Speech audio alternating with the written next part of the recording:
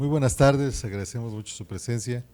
Estamos muy contentos de estar aquí en el CUEC de Veracruz, aquí en Avenida 16 de Septiembre, esquina con Francisco Canal, en la colonia Faros, aquí a 3 cuadras de nada más del café de la parroquia, ¿no? Del muelle, aquí también del malecón. Muy contentos por dar inicio. Agradecemos mucho la presencia de nuestra querida amiga, la maestra Eda San Juan, que está aquí también con nosotros. Y bueno, doy la bienvenida al distinguidísimo doctor Carlos Verduzco Reina, el cual es el vicerrector aquí del CUEC, profesor de la Facultad de Derecho de la UNAM, al doctor Adar Moreno Valdés, también profesor de la Facultad de Derecho de la UNAM y un distinguido catedrático aquí del CUEC, y un servidor Juan Ravendrana Cisneros García, rector de este centro, para platicar de un tema bien interesante, el TEMEC.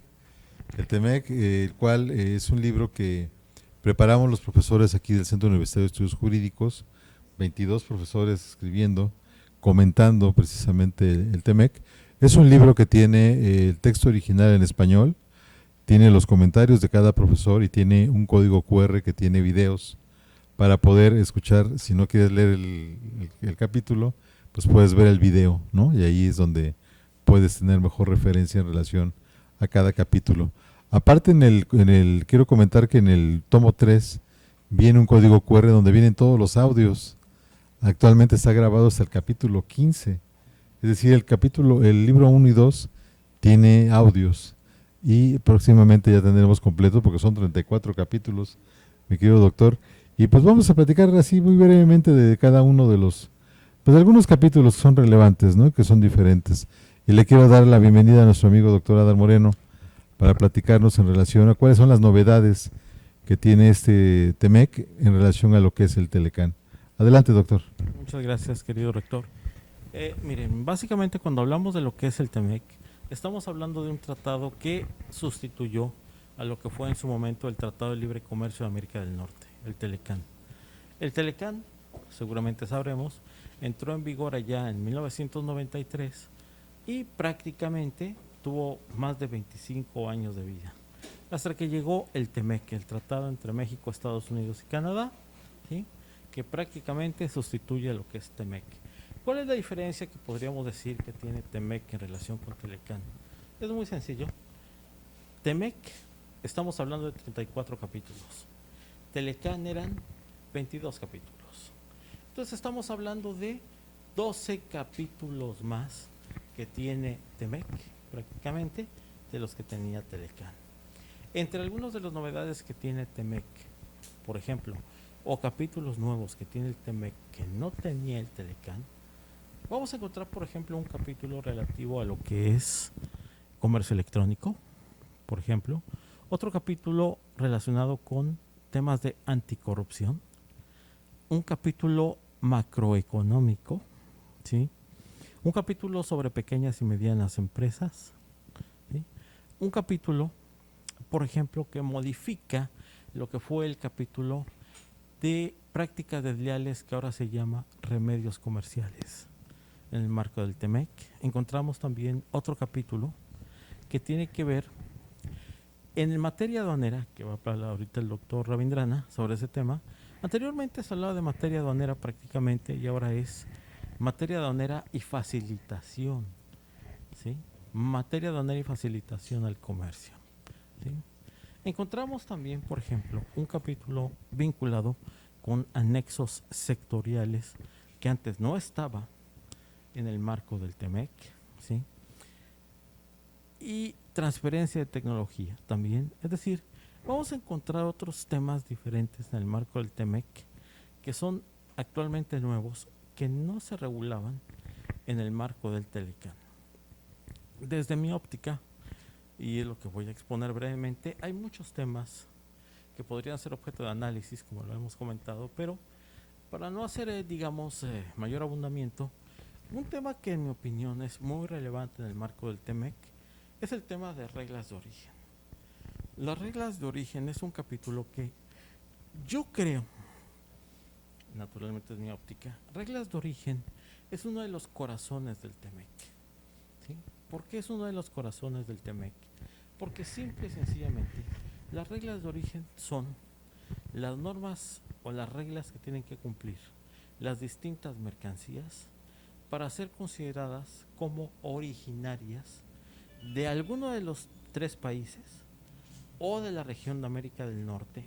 ¿Con qué propósito?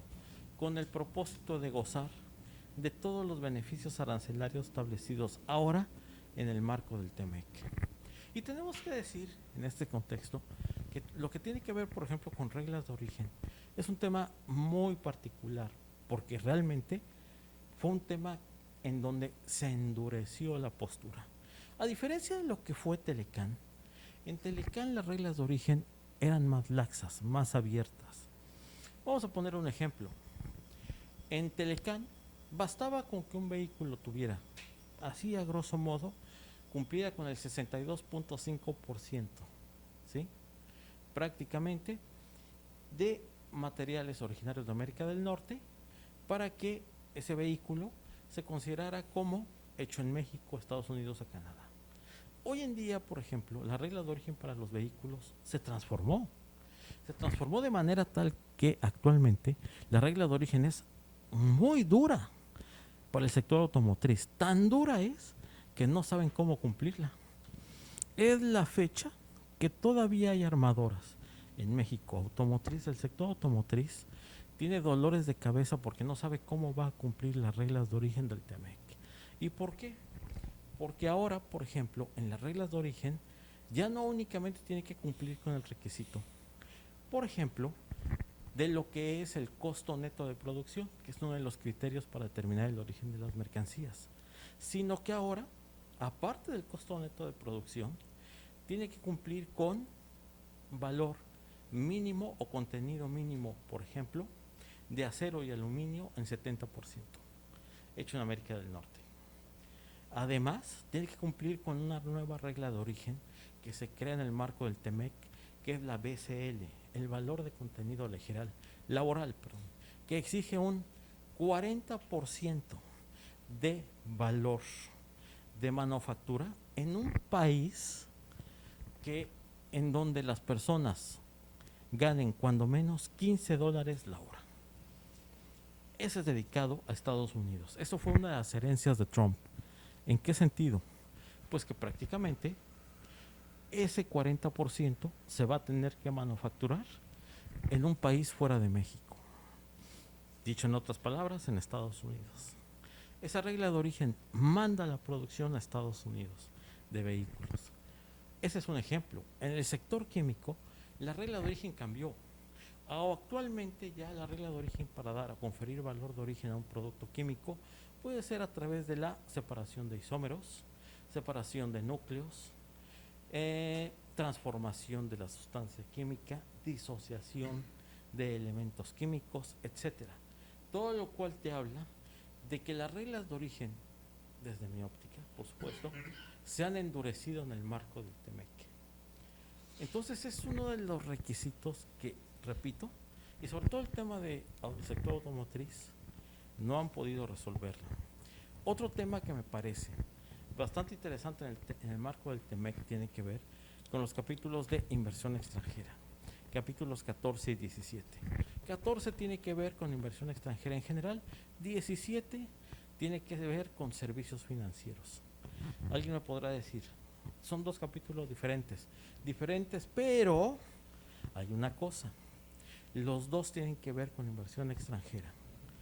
Ambos, nada más que el 14 tiene que ver con inversión extranjera en general y el 17 con servicios financieros, banca, coaseguros, afianzadoras, coafianzadoras, casas de bolsa.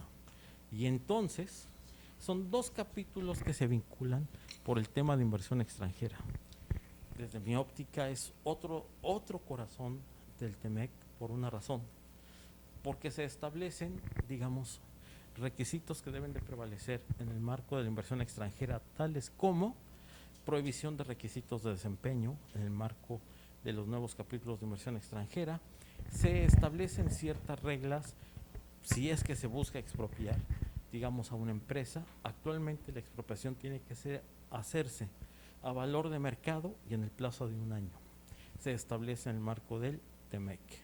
Igualmente, en el marco del TEMEC vamos a encontrar, por ejemplo, que debe de existir un nivel mínimo de trato para los inversionistas extranjeros, tiene que existir un trato de nación más favorecida para los inversionistas extranjeros, estadounidenses y canadienses, por ejemplo, en estos aspectos. Y además, un tema muy interesante que trae el TEMEC que no traía el Telecán.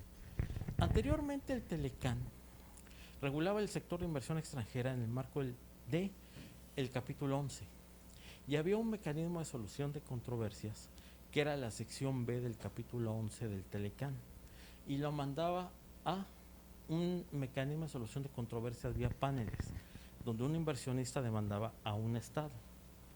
Actualmente el TEMEC ya cambió. El TEMEC, si va a haber una demanda, fíjense, por parte de un inversionista a un estado, se tiene que ir al anexo 14D del TEMEC. Y el anexo 14D establece un mecanismo donde los inversionistas podrán demandar a un estado, pero nada más es entre México y Estados Unidos. El anexo 14D. Canadá no le entró. No le entró. Pero una controversia entre inversionistas de Estados Unidos y México se puede mandar a dos mecanismos de soluciones de controversias: al reglamento de arbitraje de la CENUSMI, de la Comisión de las Naciones Unidas sobre el Derecho Mercantil Internacional, o bien ante la CIADI, el Centro Internacional para el Arreglo de Diferencias en Materia de Inversiones. Esa es la clave. Desde mi punto de vista, esta es la clave de muchas reformas del TEMEC. ¿Por qué? En materia de inversión. Porque los estadounidenses no se van a ir con medias tintas y no van a demandar en tribunales nacionales, se van a ir al CIADI. ¿Sí? El CIADI es un órgano de solución de controversias en el marco de lo que es especializado en resolver controversias en materia de inversiones, con sede en Washington, D.C. Eso es el mecanismo que van a usar para demandar al gobierno de México, desde mi punto de vista. Y es muy diferente porque en el Telecán era un panel.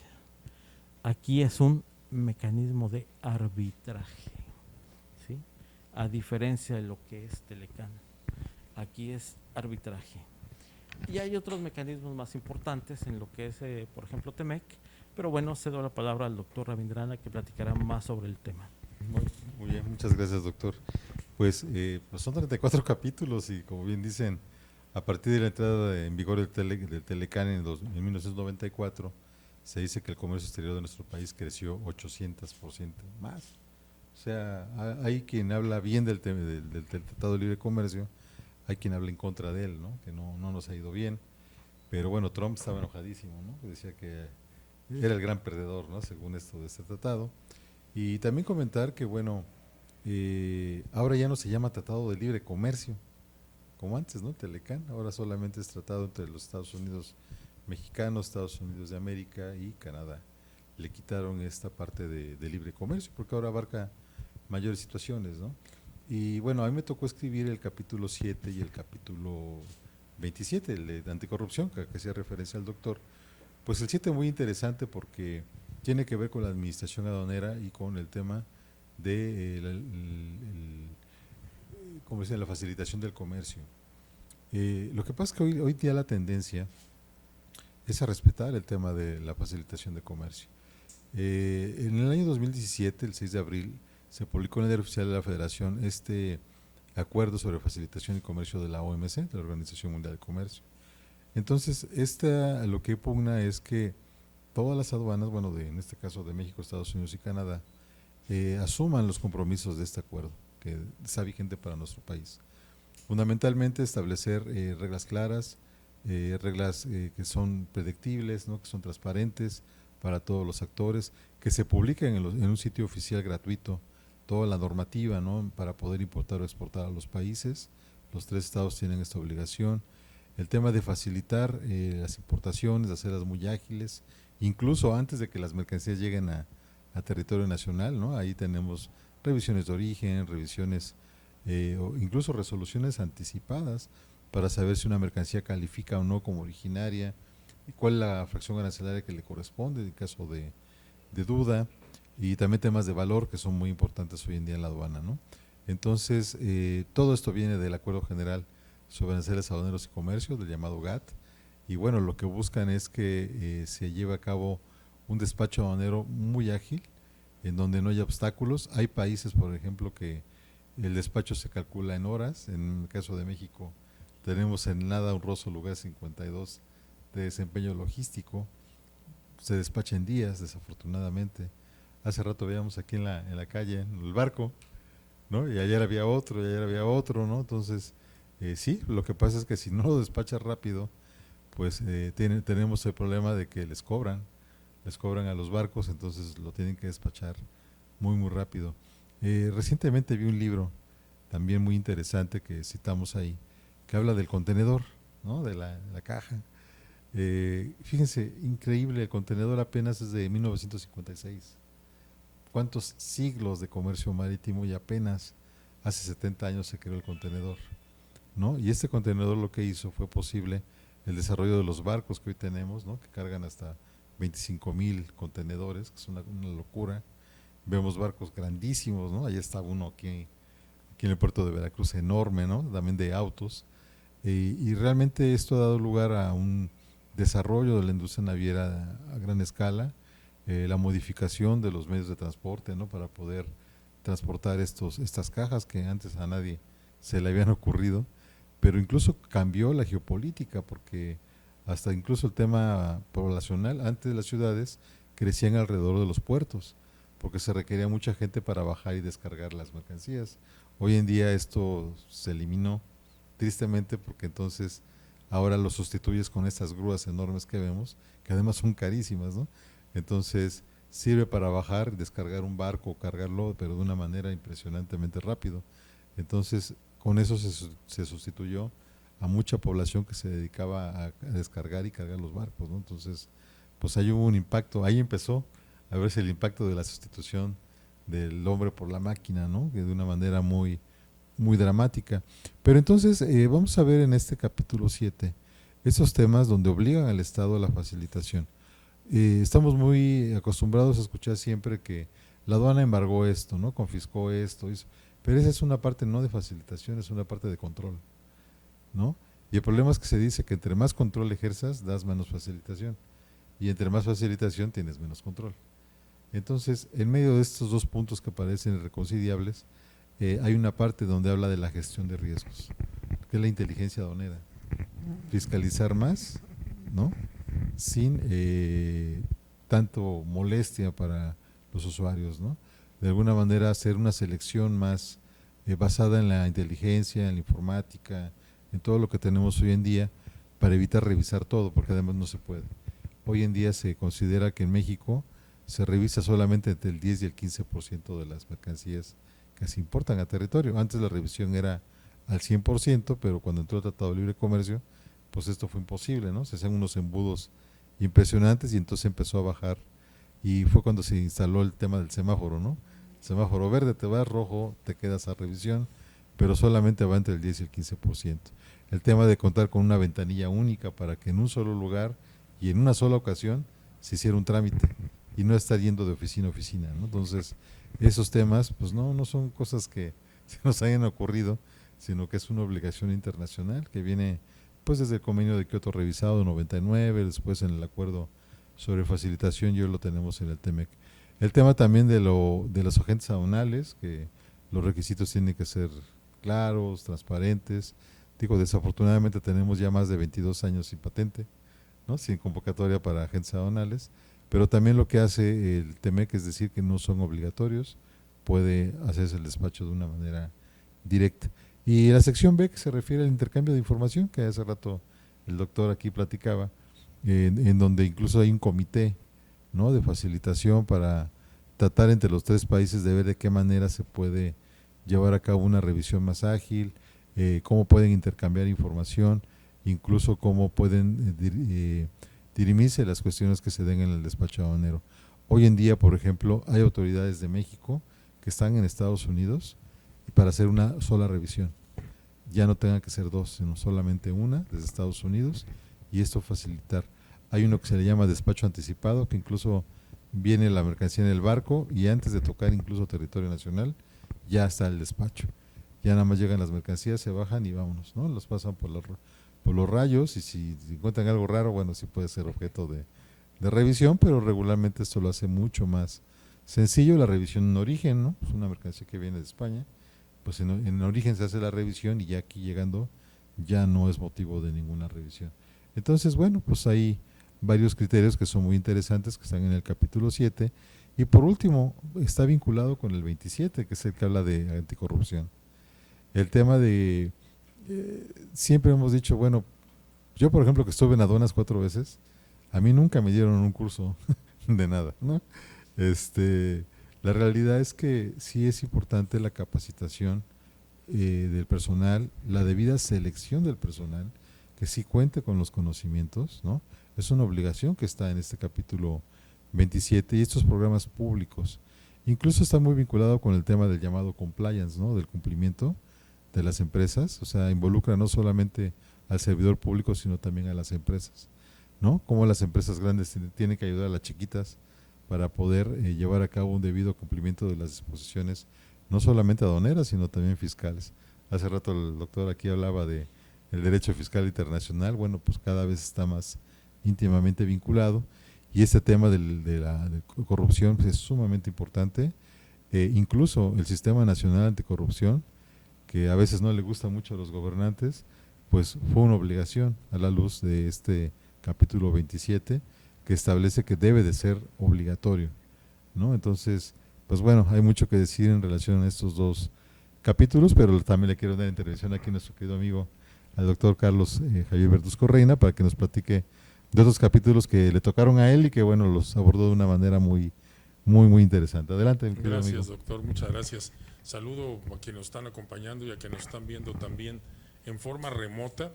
Y quiero decir, porque yo en lo personal no me considero un experto en materia de comercio exterior o de derecho aduanero, y si pude intervenir en el comentario de algunos capítulos del tratado es precisamente, como mencionó el doctor Adar hace un momento, por la amplitud de capítulos nuevos que se adicionaron a este tratado en contraste con el Telecán.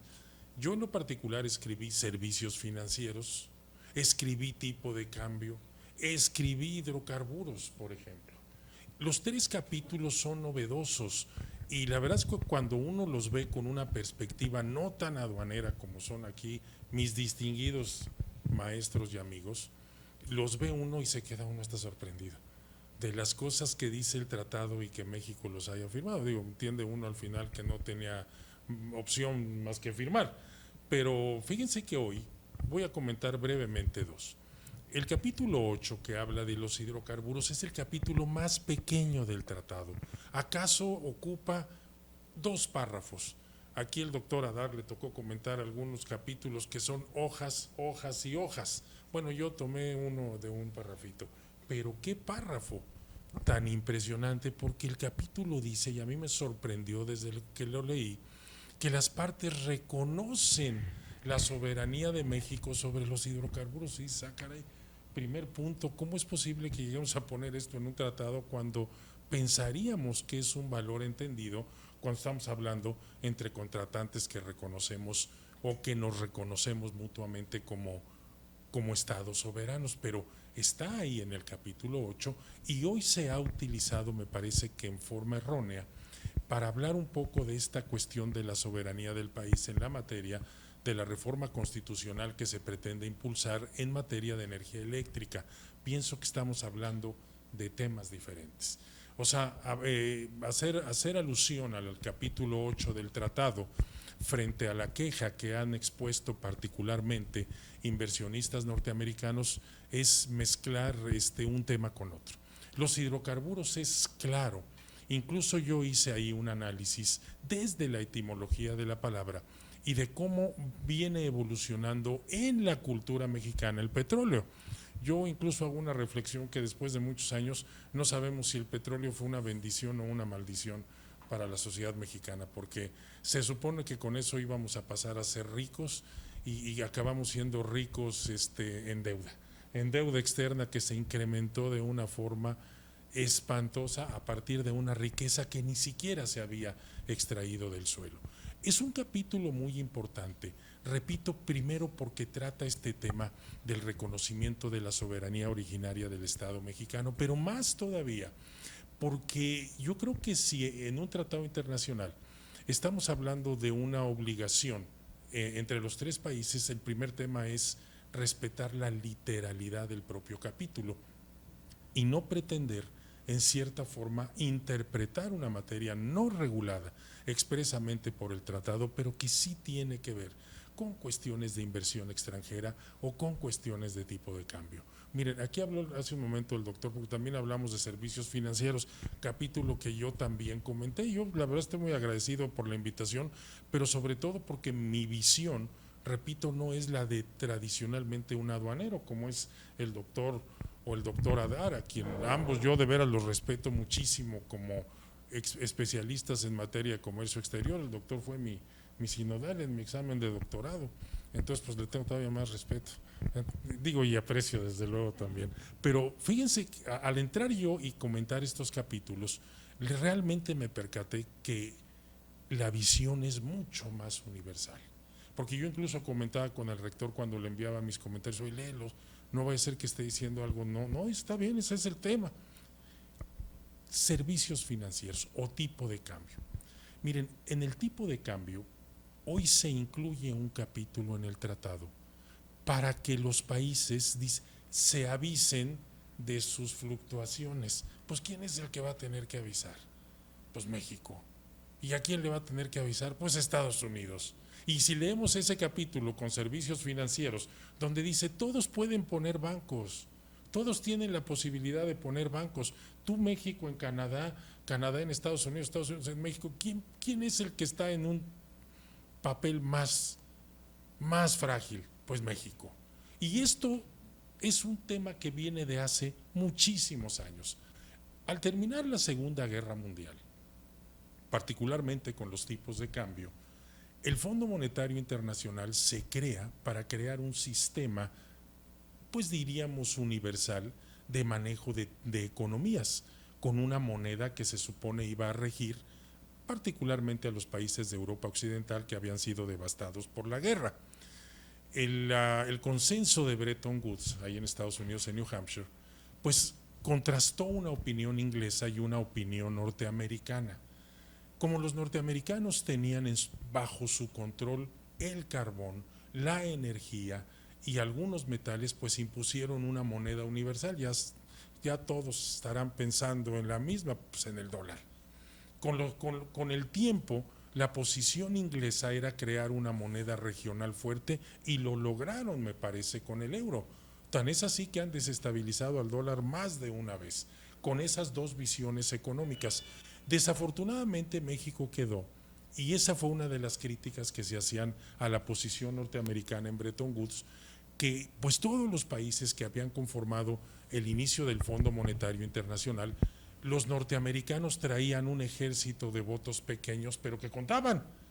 Todo América Central, todo América del Sur y México, que iban a votar como votaran los norteamericanos. Entonces decían, es que esta contienda no es pareja, porque tú vienes con 50 atrás, como por un recuento de los sindicatos de antes, ¿no? Tú vienes ya con todos atrás, pues vamos a perder.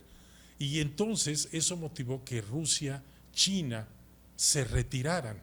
Y por eso esa hegemonía principal de Estados Unidos, que se comprometió. Fíjense, aquí está el tema, por eso se lleva uno ciertas sorpresas con el tiempo.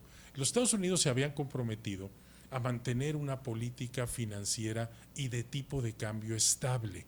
¿Qué quería decir? Que todos los países que contrataran dólares o que compraran dólares podrían transformarlos a un tipo de cambio fijo a su moneda. Y por su parte, los Estados Unidos se comprometían a mantener un tipo de cambio fijo del dólar con el oro. Todo muy bien hasta que en 1970 los estadounidenses se embarcan en la guerra de Vietnam, comienzan a producir armamento, empiezan a tener inflación y el presidente Nixon dice, pues con toda pena se acabó ese acuerdo. Y entonces todos los tipos de cambio a flotar. Para México, por aquí viene el tema del tratado. ¿Por qué es importante? Porque la flotación de la moneda en México ha sido un verdadero desastre en el manejo financiero. Hay países como Japón que devalúa para ser competitivo. Pues es muy claro, si mi moneda cae, voy a reducir exportaciones porque son caras, pero voy a incentivar importaciones porque se vuelven baratas y entonces la economía interna se mueve. Pero si no hay producción interna y la moneda se desfasa, tenemos un doble problema. No tenemos producción y tenemos que importar más caro.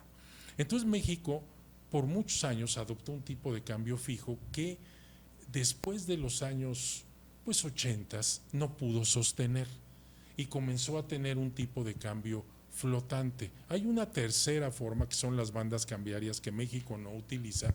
México utiliza un tipo de cambio flotante de compra y venta diaria. Compra y venta diaria. ¿Y cómo sabemos que el tipo de cambio se maneja correctamente cuando la diferencia entre precio de compra y precio de venta es poquita? Cuando es mucha, dices, alguien está especulando, alguien está ganando ahorita en una manera coyuntural dinero con la venta de divisas. Bueno, parte de lo que dice hoy el tratado es no puedes hacer una política de devaluación como forma de atraer capitales. Esto es muy importante, nunca lo habíamos visto, no lo recuerdo yo, porque esta política se llamó por muchos años empobrecer al vecino y era válida. Yo bajo o devalúo mi moneda y atraigo capital. Estados Unidos dijo, no, sabes que eso se acabó. Porque justamente ahorita comentó el doctor Adar, Trump decía siempre es que México es el que gana, es el que paga menos, tiene la moneda más barata y se lleva toda la mano de obra. Y dice, ya no puedes hacer eso. O sea, no, para empezar no puedes devaluar. No puedes devaluar así nada más. O sea, debe haber un consenso. ¿Por qué? Porque todos los socios comerciales resultamos afectados si uno de los países devalúa drásticamente. ¿Qué va a pasar con el inversionista extranjero? Se va a venir corriendo para acá, en detrimento de los otros socios. Entonces hoy habrá que ver, porque esa parte, el capítulo no es tan definitorio, solo establece el escenario. Habrá que ver qué pasa en una coyuntura como la que estamos viviendo. Claro, en esta coyuntura, como es internacional, también ha arrastrado a los Estados Unidos a una inflación no vista en 40 años. Entonces ellos ahorita están también preocupados, pero por parar la suya, detener un poco el índice inflacionario que se ve en los Estados Unidos casi en el 8%. Yo tuve oportunidad de escribir un artículo aquí en el CUEG en el que decía que si en Estados Unidos estamos al 8%, pues en México las perspectivas van a ser todavía más dramáticas al final de este año. Vamos a ver. Y por la parte de servicios financieros, pues la verdad es que México compite poco porque los bancos mexicanos son uno o dos, mexicanos. Y todos los demás, pues ya desde la nacionalización de la banca que primero impulsó José López Portillo y después renacionalizó Carlos Salinas, pero la renacionalizó con inversión extranjera. Yo creo, no sé qué pensarán aquí los distinguidos maestros, pero pienso que México necesita en el corto plazo ir renacionalizando su banca, no que la controle el gobierno. Los banqueros deben ser mexicanos. Cuando los banqueros son extranjeros, responden a intereses de sus países, no pueden responder al interés mexicano. Entonces, los países fuertes, y eso nada más es cuestión de verlo, tienen bancos que manejan propios inversionistas de su país. Aquí tenemos de todos, menos mexicanos salvo Banorte, con cierta fuerza. Ahorita que se va a vender Banamex, pues ojalá sea el momento. El presidente ha insistido que ojalá se quede en manos mexicanas. Yo apoyo, creo que es la única propuesta que apoyo, pero la apoyo decididamente, que se quede en manos mexicanas responsables. Y ojalá todos los bancos puedan ir migrando, los bancos hoy de propiedad extranjera puedan ir migrando a un control nacional, porque un banquero nacional, por definición, va a tener que jugar un poco más con su propio país. Los actuales juegan con sus intereses y ya lo hemos visto. Digo, simplemente Citibank dijo, mi política internacional es vender aquí Banamex. Uy, pues es muy bueno, yo lo voy a vender, como vendí Vietnam, como vendí 7, 8 países, vendió porque quiere pasar a otro tipo de estructuras financieras, que es algo que probablemente el tratado en algún momento se tenga que ocupar. los servicios financieros comunes ya no son un negocio que se vuelva global. Lo global es la inversión, no tanto el servicio bancario. Entonces, por eso responde un poco a la decisión de Citibank de vender el banco en México, a pesar de ser un banco exitosísimo. A pesar, ¿a quién en su sano juicio vende un banco que tiene esa utilidad? Bueno, la vende por una razón de negocios internacional. Y esa es la parte donde México yo creo que tendría que poner ánimo y ojo. Eso, las energías limpias, yo creo que hay varios temas que a la luz del tratado México tendrá que ir revisando. A mí me parece que el libro es muy interesante, los tomos son interesantes, pero los capítulos hay que verlos en contexto, no entresacar un capítulo de otro, porque si no le perdemos lo que es la integridad del tratado. El tratado es uno, aunque está muy grande, incluso aquí en 3 tomos, es un solo documento. Y yo insisto, incluso cuando lo hemos comentado en clase, que debe verse así, como un instrumento único en que sus disposiciones, aunque parezcan independientes y diferentes, están entrelazadas entre sí. Ahorita, si hay oportunidad, platicamos de alguna otra cosa, no me quiero extender para que el doctor Adar o el doctor Juan Rabindrana Cisneros puedan hacer uso otra vez de la palabra. Gracias, amigo. Pues sí, es un libro. Fíjense que yo cuando estaba el Telecán quise comprar un libro, no había, ¿no? Había uno de la entonces Secretaría de Comercio y Fomento Industrial que publicó, pero nada más era el puro texto. Y bueno, actualmente el libro, que está en 3 tomos, ya abarca los 34 capítulos, pero además tiene los comentarios de cada uno de los profesores. Somos 24, me parece, de profesores de Tijuana, de aquí de Veracruz y de la Ciudad de México, que participan en esta obra, y además tiene códigos QR donde los escaneas y te manda video, ¿no? Y digo que es una maravilla. Nos tardamos un poquito, como año y medio, en poderlo producir, pero aquí está ya, los 3 tomos ya completos. El tomo 2 es mucho más grueso, porque va del capítulo 5 al capítulo 15, que son bastante amplios. El primero, bueno, ahí es donde escribe el doctor Adar Moreno, en el capítulo 3, ¿verdad? Ese con el que empiezas, que tiene que ver también con el tema de agricultura, que es sumamente relevante. Yo creo que valdría la pena un comentario, mi querido doctor, el capítulo 3 de agricultura. Bueno, el capítulo 3 en el tema de agricultura es un tema en el marco del TEMEC que me parece muy interesante porque abarca un aspecto que es básico para nuestro país, que es la producción agrícola. México es un exportador de bienes agrícolas y mandamos, ustedes lo saben, bienes agrícolas a los Estados Unidos y a Canadá. Les mandamos naranja, les mandamos tomate, les mandamos jitomates, chiles, lechugas, jitomates. No estamos hablando de un mercado, ¿verdad? Aquí. Sino realmente estamos hablando de todos los productos agrícolas que estamos mandando a los Estados Unidos y a Canadá. Y dejen decirles que es un tema de lo más relevante, porque ya existía este tema. Pero hay una novedad muy interesante en el marco del capítulo 3, que no tenía el TEMEC, que el Telecán, perdón. Se incorporó el tema de biotecnología en temas agrícolas. Probablemente muchas personas dirán, ¿qué tiene que ver esto de biotecnología en temas agrícolas? Mucho.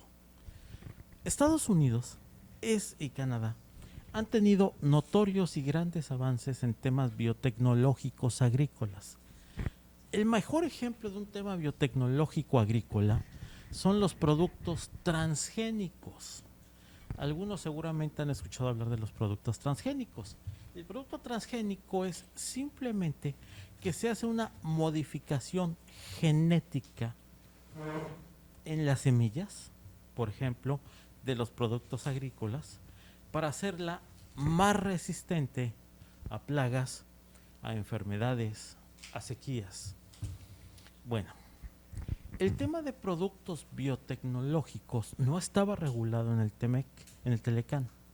Se regula ahora en el Telecán y se establece que va a haber un libre comercio de temas biotecnológicos agrícolas. Esa es la parte bonita, digamos, de la historia que ahorita regula el TEMEC. Pero hay un tema de fondo, México es un país que tiene firmado un protocolo para evitar la comercialización en temas biotecnológicos. México suscribió un protocolo y resulta que firmamos el TEMEC promoviendo la política agrícola en temas biotecnológicos agrícolas. Un total contrasentido y que nos va a meter en problemas y que yo anticipo que de hecho ya hay problemas. ¿Por qué? Porque Estados Unidos y Canadá ya le han dicho a México, sobre todo Estados Unidos, a ver México, ¿cuándo vas a permitirnos comercializar ya productos biotecnológicos agrícolas contigo? Porque ellos son los que nos van a exportar esos productos. Y México se ha rehusado.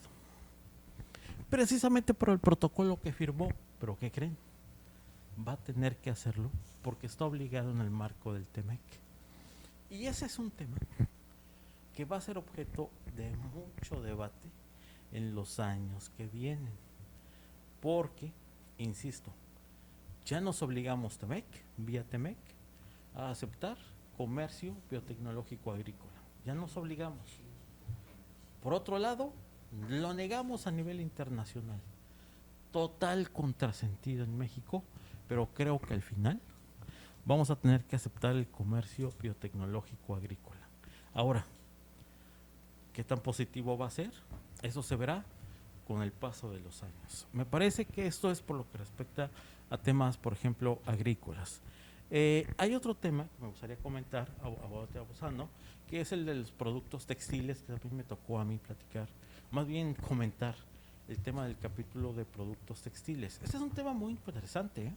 Los capítulos del sector textil. ¿Por qué? Porque en el marco del TEMEC se hicieron modificaciones.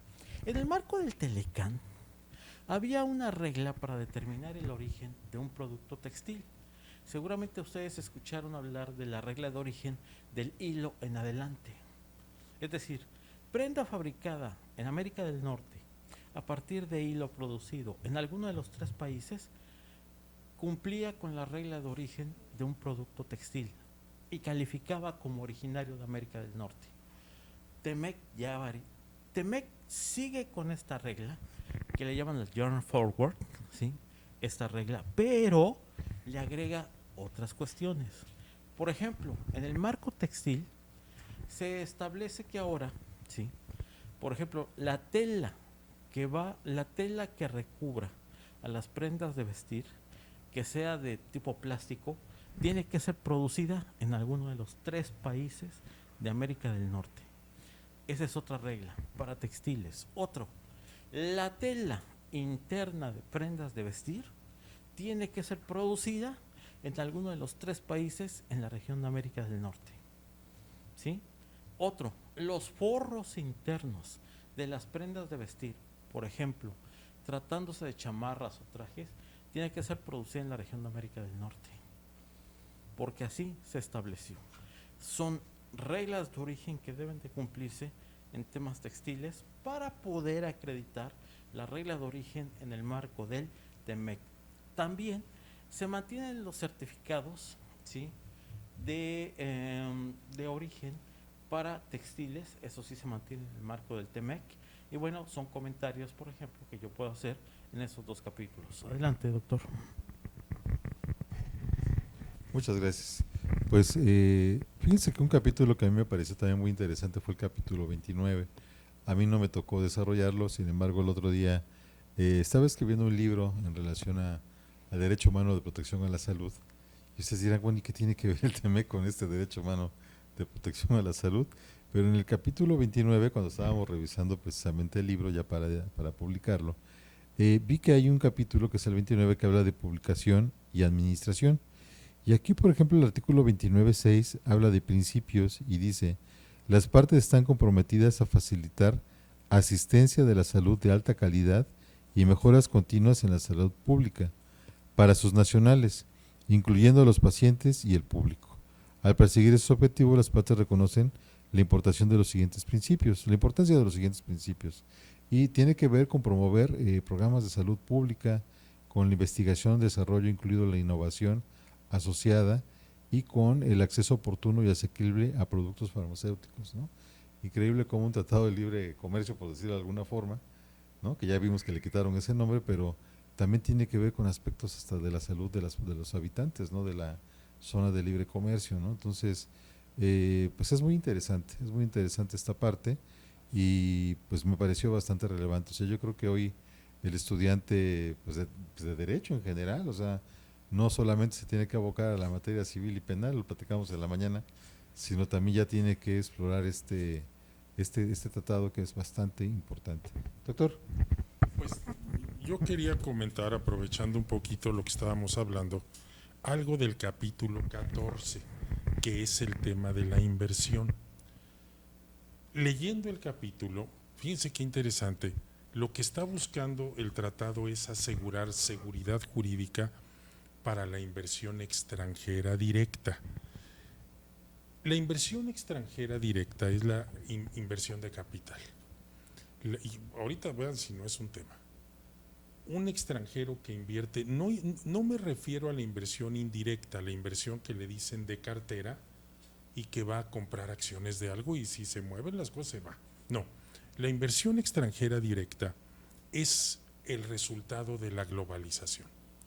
Y una parte muy importante hoy para el tratado es que en una estrategia de liberalización iniciada desde la primera década de los años 80 y de la cual no hemos salido, tenemos que seguir dentro de los mismos esquemas y acuerdos.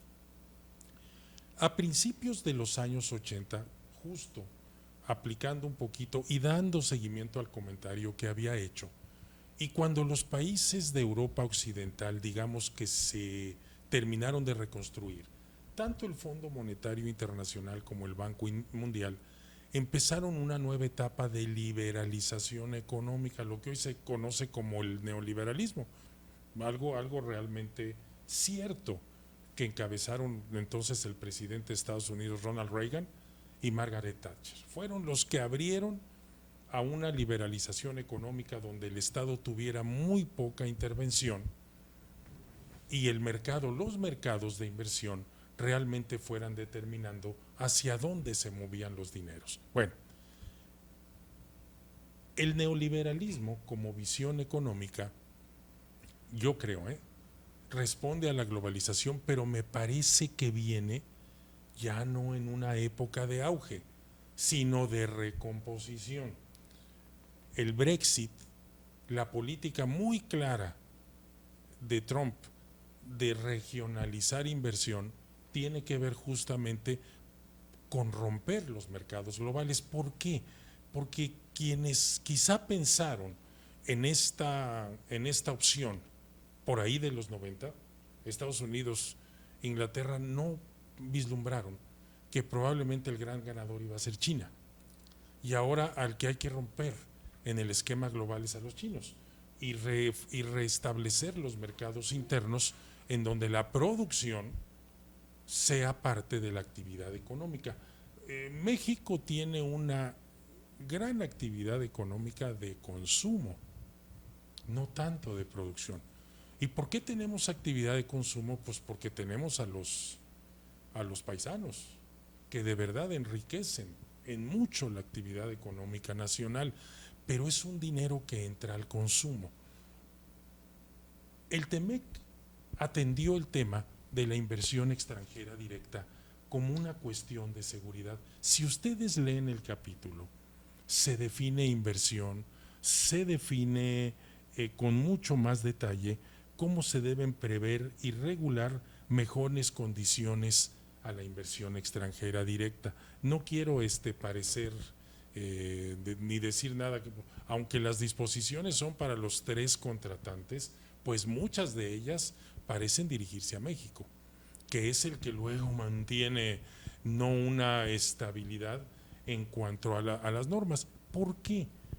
Porque como México es un país altamente deudor frente a organismos internacionales, no hay duda que para nosotros poder acceder a préstamos internacionales tenemos que cumplir, porque además es un requisito del Banco Mundial, no es algo que estemos inventando. Un país que pide dinero requiere primero transitar por una etapa de negociación, y esa negociación generalmente implica que los esquemas legislativos se modifiquen por buenas prácticas comerciales. No estamos diciendo que sean buenas o malas porque las dicen los que tienen dinero, porque si hay algunas críticas tanto al Fondo como al Banco Mundial, es que lejos de proveer ayuda a países pobres, se dedica a generar políticas que aseguren a sus clientes importantes que el dinero les regresa. Esto es una parte bien interesante, porque el capítulo 14 habla de inversión extranjera directa, y algunas cosas que hemos visto recientemente parecen chocar con el tratado. O sea, inversiones que se ponen de extranjeros deben tener cierta seguridad, la misma que le brindan a México en Estados Unidos y Canadá. Comentaba el tema porque hoy creo que estamos viendo cierta crisis en la inversión extranjera directa, es decir, no vemos grandes proyectos de inversión donde intervenga el capital extranjero. No es un tema del tratado, es un tema de confianza. Ahí abajo hay un tema de confianza que tiene que ser reparado. ¿Por qué? Porque México no tiene el mismo tamaño de economía para competir con políticas norteamericanas y canadienses. Las tiene que seguir. Entonces tiene que crear un marco jurídico que dé confianza para que pueda ser competitivo. Ahí está el capítulo, El capítulo es clarísimo, y yo cuando lo leí dije, no, esto pues, es como esas cartas de amor que las lee uno como para otra persona y dice, ay, chingón, es que me lo escribieron a mí y ni cuenta me había dado. Es un poquito el tema. Parece que muchas de estas disposiciones, porque incluso viene nunca se había definido para efectos de un tratado lo que era la inversión. Sí, el Telecán tenía una, pero hoy se define con mucho detalle, y cuando lo ven dicen no es inversión de cartera. Entonces hay que ver servicios financieros, es inversión de extranjera directa. O sea, se viene a crear empleos, se viene a poner una planta, se viene a generar una inversión permanente. Pero fíjense qué interesante, y tendríamos que verlo así, no hay de otra, que los contratantes del tratado pidan seguridad. Hace un ratito estaba oyendo la exposición del doctor Adar de su muy interesante libro de Derecho Fiscal Internacional. Yo creo que complementa, estuvo muy bien pensado que hoy se hicieran estas dos presentaciones, porque los temas se complementan.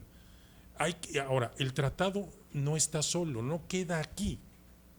Lo que sigue es entender particularmente algunas disposiciones fiscales para poder aprovechar los beneficios comerciales en el ámbito personal del inversionista. Entonces yo creo que lo que aquí aprenderíamos es que aunque el tratado es importante y define políticas de Estado, los tratados de doble tributación son los que nos acercan a los verdaderos beneficios para las personas comunes. Entonces es un todo que sí hay que ir platicando y hay que ir analizando, y que tenemos que aprender, porque el tratado apenas está tomando pista. Y no nos vaya a pasar con el Telecán, que cuando tuvimos casi 20 años, doctor, si no estoy mal, para ponernos al nivel, se supone, bueno, ustedes como vienen aquí de la segunda división, vamos a darles chance, 20 años para que se emparejen. Y a los 20 años, México dijo, no, yo no quiero esa revisión porque es injusta. Y entonces los propios norteamericanos dijeron, ok, no revisamos. Y por ahí empezó el tema, te voy a imponer un nuevo tratado. Si hubiera ganado la señora Clinton, también nos hubieran impuesto un nuevo tratado. Era un tema que ya no tenía mayor espacio de negociación. ¿Cuál hubiera sido más duro o menos duro? La verdad yo los creo muy parecidos. Por lo que he podido estudiar y me puse a trabajar cuando estudié los temas para escribir, yo creo que republicanos y demócratas no crean que nos iban a tratar mejor, porque finalmente el norteamericano responde a su interés. Entonces la señora muy amable y jajaja, pero iba a decir ahí les voy, ahí les voy, y si dudan de mi carácter, pregúntenle a mi marido. Entonces seguramente las cosas no hubieran sido un tanto mejores. Entonces yo los invito a que estudiemos en contexto. Ese sería el tema. Hay que ver el tratado, pero hay que estudiarlo en contexto, porque los contextos cada vez se interrelacionan y dependen uno del otro con mucha mayor importancia, doctor. Bueno, pues vamos a dar por terminada esta interesante plática. Podemos aquí aventarnos hasta la madrugada, pero como ven son temas bien interesantes, ¿no? Que quisimos tocar el día de hoy, y la verdad es que este tratado pues es sumamente importante para nuestro país, y verdad, y cada uno de los ciudadanos, que pareciera que no, pero sí todos estamos ahí inmersos. Entonces, pues los invitamos a adquirir esta obra, que de verdad que ha sido un gran esfuerzo por parte de los profesores del Centro Universitario. Qué bueno que hoy en Veracruz pude juntar a dos de sus máximos exponentes, y pues como ven son temas sumamente interesantes, ¿no?